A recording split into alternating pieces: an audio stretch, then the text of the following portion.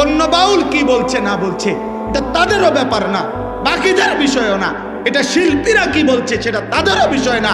কিন্তু এই বেঈমান আবুল সরকার নামে যেই বেঈমান, যেই মুশরিক আল্লাহকে বিদ্রুপ করেছে, এর ফাঁসি, এর ন্যায্য বিচার, এর রাষ্ট্রীয় বিচার বাংলার জমিনে হতেই হবে। এটা নিকৃষ্ট কোন কাফের আল্লাহকে এত বড় কথা বলে নাই।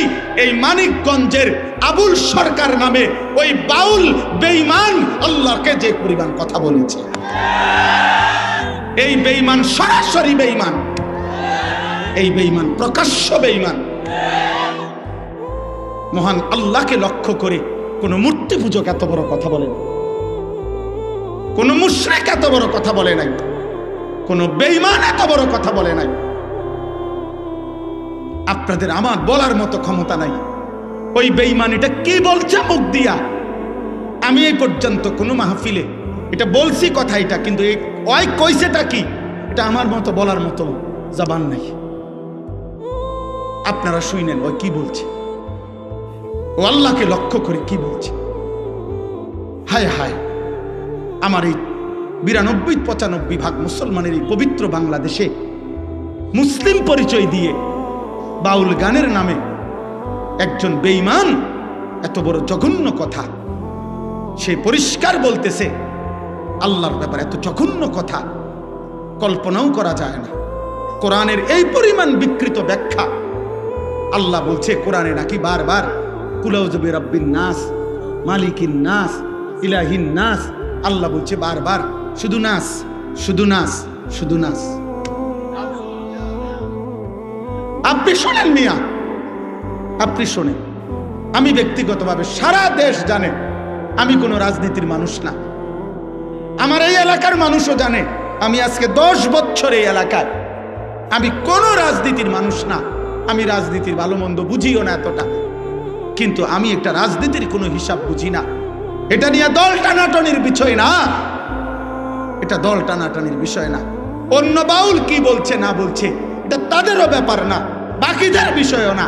এটা শিল্পীরা কি বলছে সেটা তাদেরও বিষয় না। কিন্তু এই বেঈমান আবুল সরকার নামে যেই বেঈমান, যেই মুশরিক আল্লাহকে বিদ্রুপ করেছে, এর ফাঁসি, এর ন্যায্য বিচার, এর রাষ্ট্রীয় বিচার বাংলার জমিনে হতেই হবে। এটা হতেই হবে।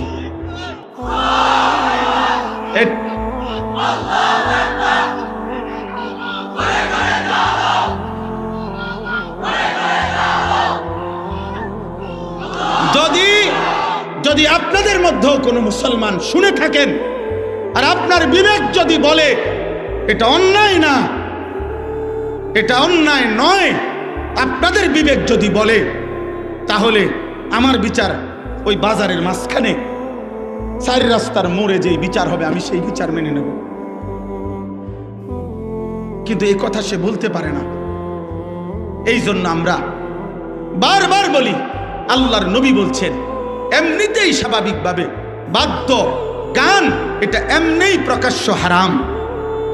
সেখানে এই বেঈমান বাংলাদেশে আপনার সারাটা জীবন এই বেঈমান, তার পিছনের অসংখ্য ভিডিও ক্লিপস খবরের কাগজ আরে অনলাইনে আছে, যেখানে প্রতিনিয়ত যখনই ক্ষমতা বদলাইছে, যখনই যে ক্ষমতায় আসছে তার দালালি করে এই দালাল জীবনটা পার করছে।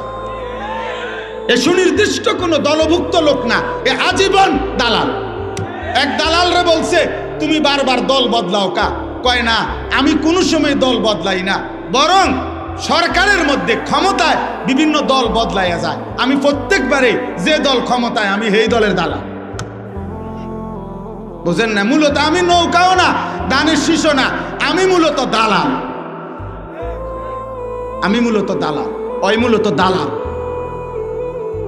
এই জন্য আপনাদের কাছে বললাম এটা আমাদের ইমানের দাবি। আমরা এর প্রতিবাদ করতেই হবে, আমরা এর বিরুদ্ধে বলতেই হবে। এটা যদি কেউ বলে হুজুররা এইভাবে প্রতিবাদ করছে কেন, তো তুমি বলো কিভাবে প্রতিবাদ করতে। আমার আল্লাহকে বিদ্রুপ করিলে মুমিনের কলিজায় লাগবে না, আমার রসুলকে প্রতিবাদ করিলে মুমিনের কলিজায় লাগবে না, আমার কোরআনকে উপহাস করিলে কুল আউযু বিরাব্বিন নাস অর্থ এটা।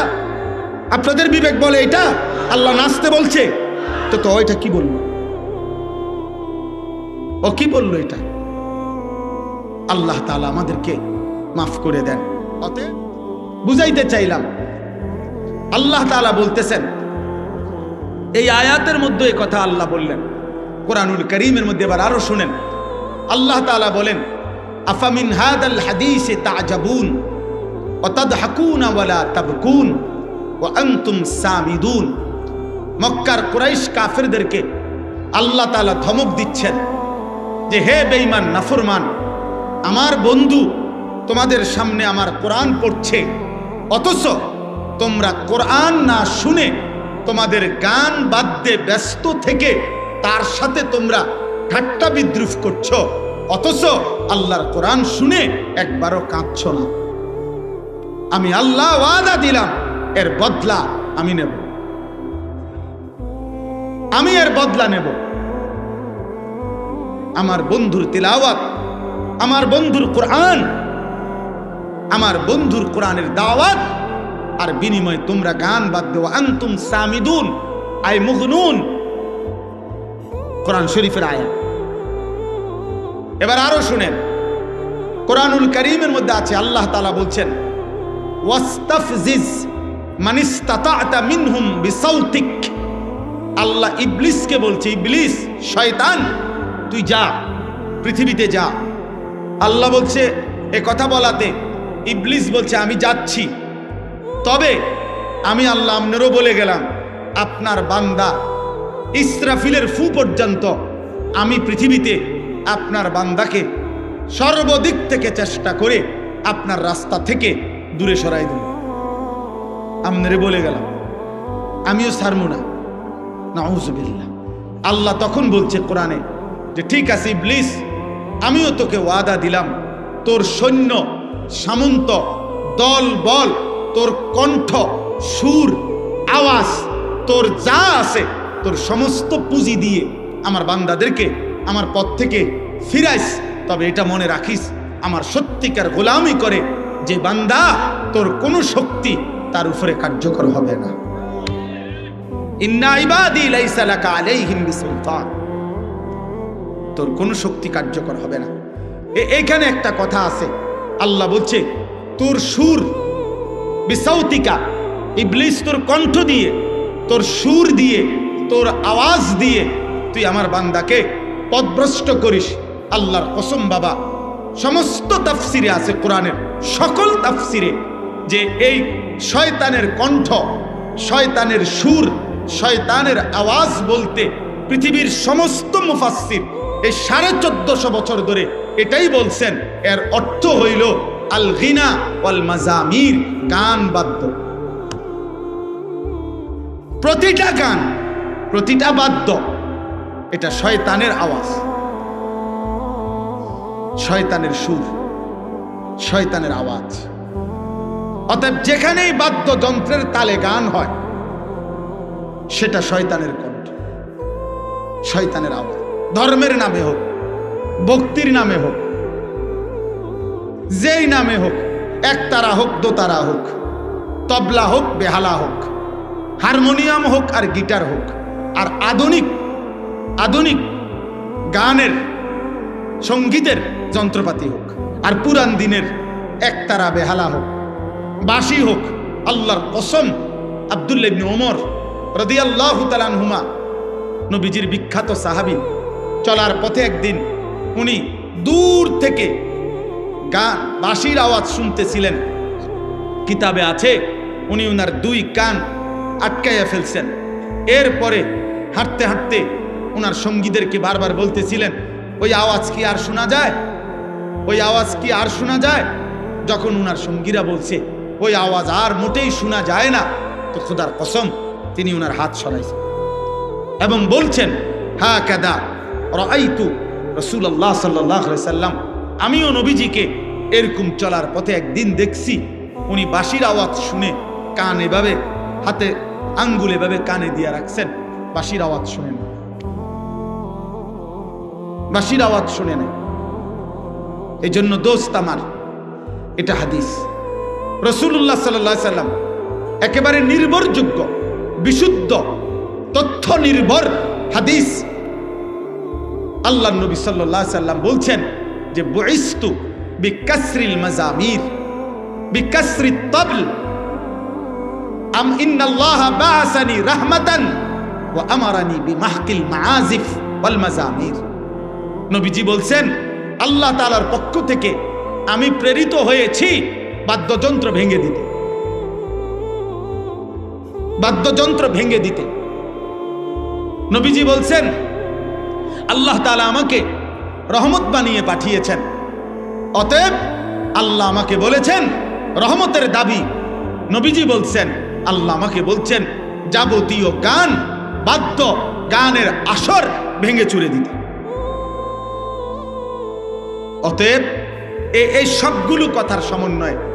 এবার আর একটা হাদিস বলি। আল্লাহ নবী সাল্লাল্লাহু আলাইহি সাল্লাম বলেন, এটা খুব গুরুত্বপূর্ণ যুবক ভাই, নওজোয়ান ভাই, তোমরা শোনো। আব্বা মোবাইলে রাত্র নাই দিন নাই নারী দেখো, ছবি দেখো, বাদ্যের তালে, গানের তালে, নৃত্যের তালে।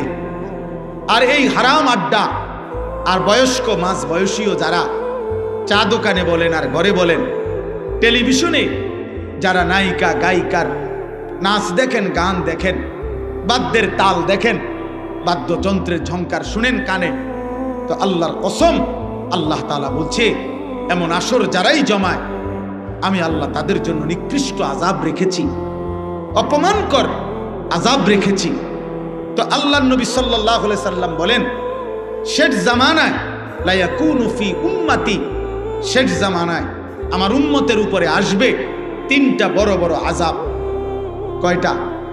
আর 5টা মিনিট এদিক সেদিক তাকায় না, 5 মিনিট সময়। শেষ জামানায় আসবে তিনটা বড় বড় আযাব। 1 নাম্বার খাসফুন, আমার উম্মতের বহু লোককে জীবন্ত মাটিতে ধসিয়ে ধ্বংস করে দেওয়া। 2 কাসফুন, আমার উম্মতের বহু মানুষকে জীবন্ত পাথরের বৃষ্টি বর্ষণ করে শেষ করে দাও। 3 মাসখুন, আমার উম্মতের বহু মানুষকে রাত্রিবেলা দিনের বেলা মানুষের আকৃতি ছিল কিন্তু আল্লাহ তাআলা চেহারা বিকৃত করে জানোয়ার এবং পশুর আকৃতি দিয়ে দিল। খোদার কসম এটা হাদিস, বিশুদ্ধ হাদিস। আপনি যদি দেখতে মন চায় হাদিস সনদ, হাদিসের ইবারত আমার কাছে গেলে আমি লিখে দেব। আল্লাহর নবীকে জিজ্ঞেস করছে ইয়া রাসূলুল্লাহ, এই 3টা আযাব কখন আসবে? ভূমি ধসিয়ে দেওয়া হবে, পাথরের বৃষ্টি বর্ষিত হবে, চেহারা বিকৃত করে জানোয়ারের আকৃতি বানিয়ে দেওয়া হবে, কখন? তো নবীজি বলছেন ইজা জহারাতিল কাইনাত ওয়াল মাআজিফ, যখন গায়িকা গানের আসর বাদ্যযন্ত্র বেড়ে যাবে। ওয়াস্তাহাল্লাতিল খামরা, মানুষ হালাল পানির মতো অবাধে মদ নেশা পান করতে থাকে। আল্লাহ রাসূল বলছেন তখন হয়তো কাউকে মাটি ধসিয়ে দেওয়া হবে, কারো পাথরের বৃষ্টি বর্ষিত হবে, কারো চেহারা বিকৃত করে জানোয়ারের আকৃতি বানিয়ে দেওয়া হবে। আল্লাহ আমাদেরকে হেফাজত করেন, আল্লাহ আমাদেরকে মাফ করেন। অতএব আজকে এতটুকুই খুলাসা কথা আমার বন্ধু, আমার ভাই। এজন্য আমরা স্পষ্ট এটা বলতে চাই, কেউ যার যা গালি দোক, যে যা মনে কয় বলুক, কারো যাই ভালো লাগে আমরা বলুক, কিন্তু আমরা এই কথা স্পষ্ট বলি যে ধর্মের নামে, ভক্তির নামে, যেই কোনো নামে, যেই কোনো নামে, যেই কোনো নামে, যেখানে একতারা দোতারা বেহালা সেতারা বাদ্য বাজে, গান বাজে, এই বাজনা বাজাইয়া গানের তালে তালে সে যার কথাই বলুক, সৃষ্টিকর্তার কথা বলুক আর অন্য কথা বলুক, আর নায়িকার কথা বলুক আর নারীর ভালোবাসার কথাই বলুক, সবটাই হারাম, হারাম, হারাম। এটা হারাম, এটাই হারাম। পূর্ববর্তী মনীষীগণ, যেই সমস্ত মনীষীদের জীবনীতে বলা হয় ওনারা ভক্তিমূলক গান শুনতেন, তার সুনির্দিষ্ট ব্যাখ্যা মুহাদ্দিসিনে কেরাম, পূর্ববর্তী বুজুর্গানে দ্বীন ওলামায়ে কেরাম, তার সুনির্দিষ্ট ব্যাখ্যা কিতাবে আছে, সেটা জেনে নেওয়াই উচিত। এজন্য আজকে আমি কিশোর ভাই, যুবক ভাই, প্রত্যেকের কাছে আপনারা অনেকেই শুনছেন, সারা দেশের উলামায়ে কেরাম, ইমানদার, তৌহিদি জনতা, বিবেকবান প্রত্যেকটা মুসলমান একটি ঘটনায় খুব বেশি বেদনাহত হয়েছে। শোনেন মিয়া, এই আসমান সৃষ্টির পর থেকে পৃথিবীর প্রথম মানুষ থেকে আজকে পর্যন্ত পৃথিবীতে বহু মানুষ বহু কুফরি করছে, শিরিক করছে, আল্লাহ তাআলার হুকুমের নাফরমানি করছে, কিন্তু আল্লাহকে লক্ষ্য করে, মহান আল্লাহকে কেন্দ্র করে, আল্লাহকে উল্লেখ করে, উদ্দেশ্য করে পৃথিবীর কোন কাফের, মুশরিক, কোন মুরতাদ, কোন বেঈমান, কোন মূর্তি পূজক, কোন আগুন পূজারী, কোন সূর্য পূজারী, পৃথিবীর কোন নিকৃষ্ট কোন কাফের আল্লাহকে এত বড় কথা বলে নাই। এই মানিকগঞ্জের আবুল সরকার নামে ওই বাউল বেঈমান আল্লাহকে যে পরিমাণ কথা বলেছে, এই বেঈমান সরাসরি বেঈমান, এই বেঈমান প্রকাশ্য বেঈমান। মহান আল্লাহকে লক্ষ্য করে কোন মূর্তি পূজক এত বড় কথা বলে না, কোন মুশরিক এত বড় কথা বলে নাই, কোন বেঈমান এত বড় কথা বলে নাই। আপনাদের আমার বলার মতো ক্ষমতা নাই ওই বেঈমানিটা কি বলছে মুখ দিয়া। আমি এই পর্যন্ত কোন মাহফিলে এটা বলছি কথা, এটা কিন্তু ওই কইছেটা কি এটা আমার মতো বলার মতো জবান নাই। আপনারা শুনেন ওই কি বলছে, ও আল্লাহকে লক্ষ্য করে কি বলছে। হায় আমার এই 92-95 ভাগ মুসলমানের এই পবিত্র বাংলাদেশে মুসলিম পরিচয় দিয়ে বাউল গানের নামে একজন বেঈমান এত বড় জঘন্য কথা সে পরিষ্কার বলতেছে। আল্লাহর ব্যাপারে এত জঘন্য কথা কল্পনাও করা যায় না। কোরআনের এই পরিমাণ বিকৃত ব্যাখ্যা। আল্লাহ বলছে কোরআনে নাকি বারবার কুল আউযু বিরাব্বিন নাস, মালিকিন নাস, ইলাহিন নাস। আল্লাহ বলছে বারবার শুধু নাস, শুধু নাস, শুধু নাস। আপনি শোনেন মিয়া, আপনি শোনেন। আমি ব্যক্তিগতভাবে সারা দেশ জানে আমি কোনো রাজনীতির মানুষ না। আমার এই এলাকার মানুষও জানে আমি আজকে 10 বছর এই এলাকায়, আমি কোনো রাজনীতির মানুষ না। আমি রাজনীতির ভালো মন্দ বুঝিও না এতটা, কিন্তু আমি একটা রাজনীতির কোনো হিসাব বুঝি না। এটা নিয়ে দল টানাটানির বিষয় না, এটা দল টানাটানির বিষয় না। অন্য বাউল কি বলছে না বলছে এটা তাদেরও ব্যাপার না, বাকিদের বিষয়ও না। এটা শিল্পীরা কি বলছে সেটা তাদেরও বিষয় না। কিন্তু এই বেঈমান আবুল সরকার নামে যেই বেঈমান, যেই মুশরিক আল্লাহকে বিদ্রুপ করেছে, এর ফাঁসি, এর ন্যায্য বিচার, এর রাষ্ট্রীয় বিচার বাংলার জমিনে হতেই হবে। এটা হতেই হবে।